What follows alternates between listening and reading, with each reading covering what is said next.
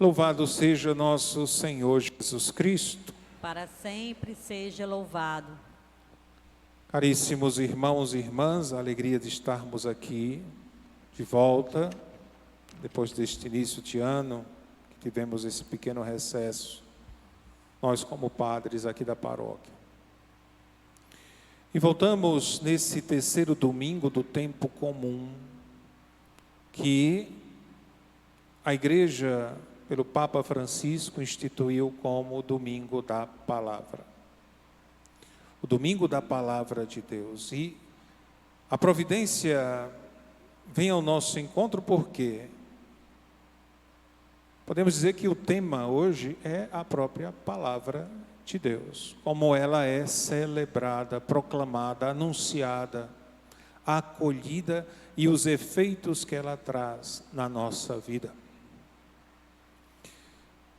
O Evangelho mostra São Lucas.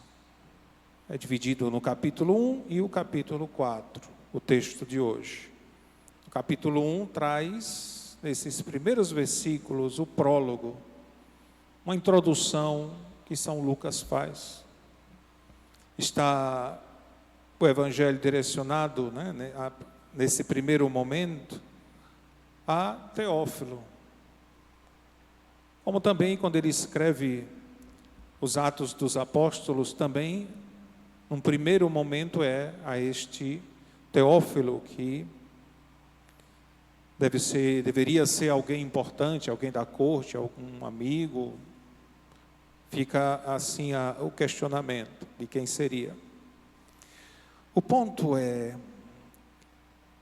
como ele escreve, porque São Lucas, ele não conheceu Jesus pessoalmente, como Mateus, como São João, como os demais apóstolos.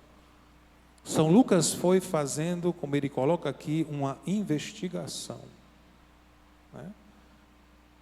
Assim sendo, após fazer um estudo cuidadoso, ele foi atrás, foi cavando, foi buscando informações. E se vê isso na beleza do seu escrito, como está escrito o Evangelho, na sua narração, a forma, até os dados que ele coloca, tanto dados geográficos, políticos, históricos, teológicos, evidentemente. São Lucas é assim, estamos no ano de São Lucas, porque é o ano C. São Lucas mostra que ele é mais do que um médico, um doutor. Ele é doutor em teologia, E mostra essa preciosidade, como o Evangelho foi, no início, como ele foi anunciado oralmente. Não tinha nada escrito. Então, pelas testemunhas, foram por aqueles que desde o princípio foram testemunhas oculares e ministros da palavra. O anúncio foi oral. Depois, com o tempo, foi que veio o escrito, a narração de São Marcos. E antes de Marcos, porque o primeiro livro escrito no Novo Testamento foi a primeira carta de São Paulo aos Tessalonicenses. Então, entre essa parte literária começa na igreja. Só que, como ele também começa aqui dizendo, muitos tentaram escrever, se percebe que muitos realmente tentaram escrever, narrar, Jesus Cristo, o Evangelho. Nós temos os livros não inspirados, que são os apócrifos, Proto-Evangelho de São Tiago, Evangelho de Barnabé, e aí vai, mas que não entraram no cânon bíblico. Não vamos pensar que a Bíblia veio já pronta, Jesus subiu ao céu e pronto, deixou a Bíblia. Não foi assim,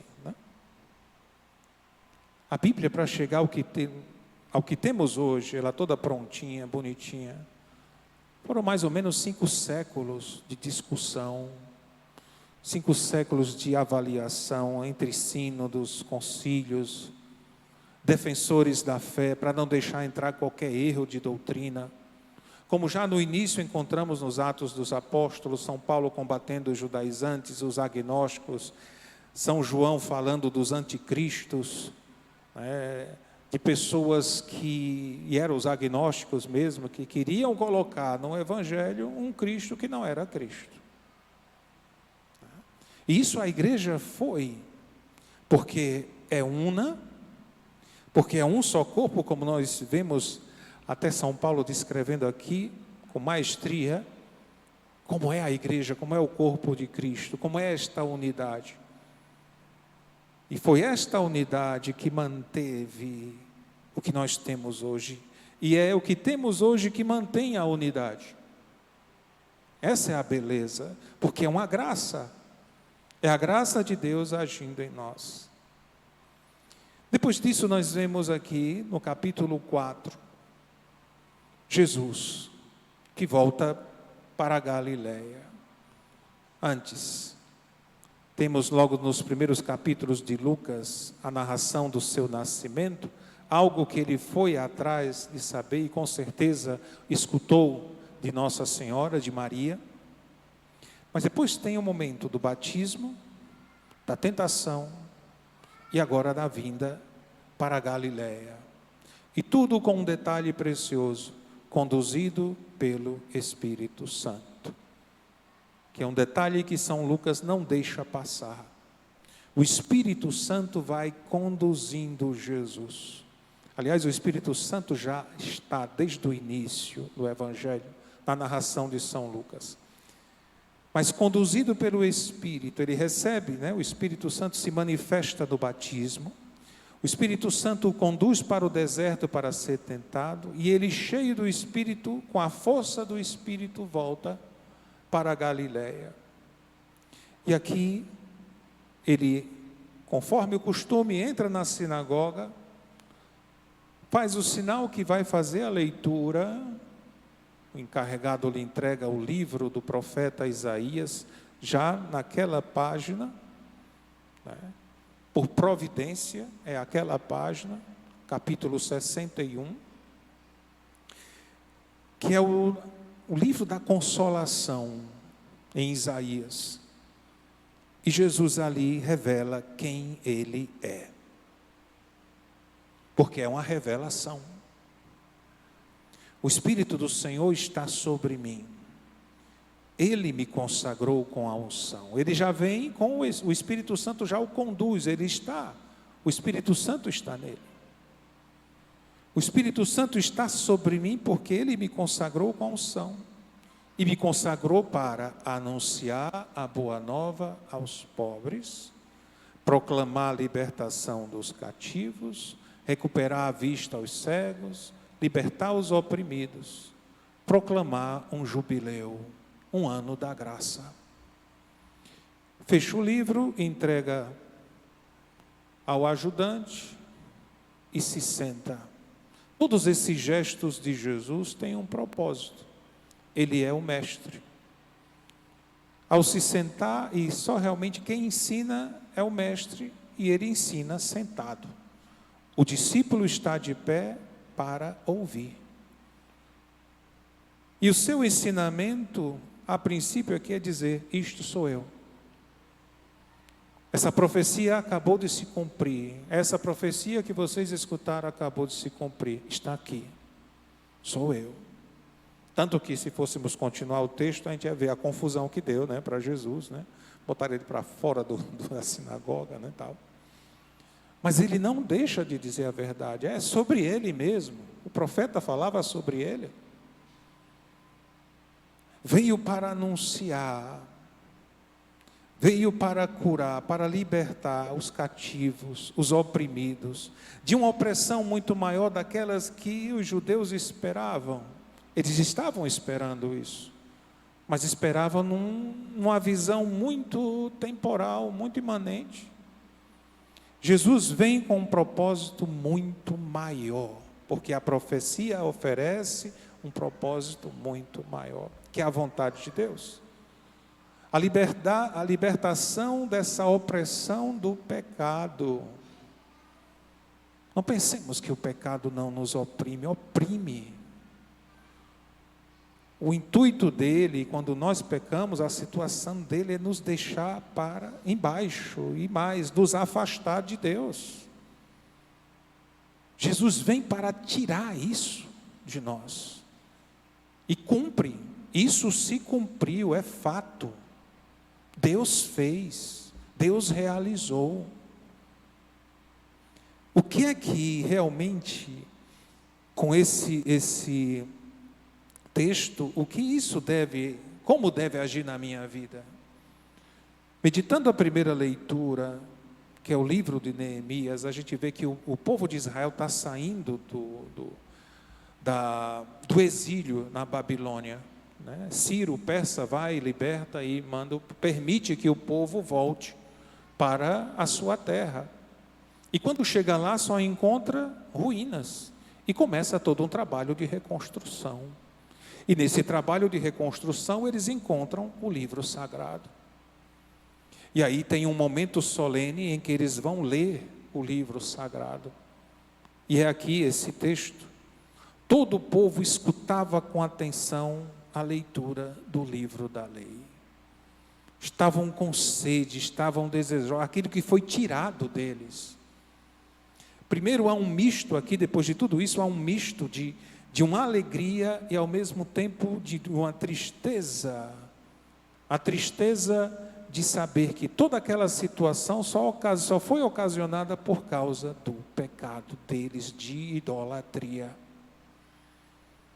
A idolatria que eles permitiram entrar em Israel fez de modo com que todas essas coisas, porque Deus não faz parte mais, então. E Deus dá justamente a liberdade do homem, ele está ali, ele está observando, está vendo, mas se não permite, não é permitido a ele agir, como é que ele vai agir? É a mesma coisa nos dias de hoje. Se eu não permito Deus agir na minha vida, como é que ele vai agir? Ele não chega derrubando as portas, ele chega batendo. Eis que estou à porta e bato, se você abrir, eu entro. Ele não vai forçar a barra, né? Ele não vai, você é meu e fui eu que lhe criei e agora fica aqui. Não, senão seria um Deus opressor. E o povo de Israel, ele praticamente se afastou e ocasionou isso. Saindo de Deus, que o protegia, que tinha justamente Israel como sua esposa, como a vinha do Senhor, como tudo para o Senhor, se afastando, foram eles que se afastaram, não foi Deus que se afastou. O pecado é isso, sou eu que me afasto de Deus, não é Deus que se afasta de mim. Não é Deus que vendo que eu pequei e vai dizer, já pecou, então não quero mais saber de você e se afasta. Não, sou eu.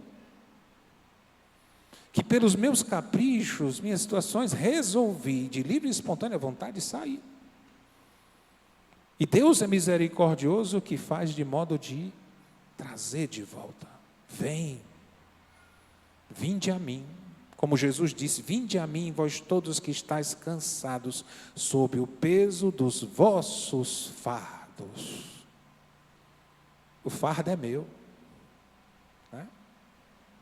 Esse povo, quando escuta a lei e percebe que ela foi Deus que fez para o povo viver na graça, eles começam a chorar. Celebram a palavra com um coração aberto, desejoso. Aquilo que nós devemos e fazemos aqui a cada domingo. Celebramos a palavra, nós nos alimentamos dela. Não estamos aqui como ouvintes. Estamos aqui para nos alimentar da palavra e nos alimentar do pão. Da Eucaristia, do próprio Cristo, para sairmos daqui com essa mesma motivação que Neemias deu ao povo, né? Olha, ide para as vossas casas, comei carnes gordas, tomai bebidas doces, reparti com aqueles que nada prepararam.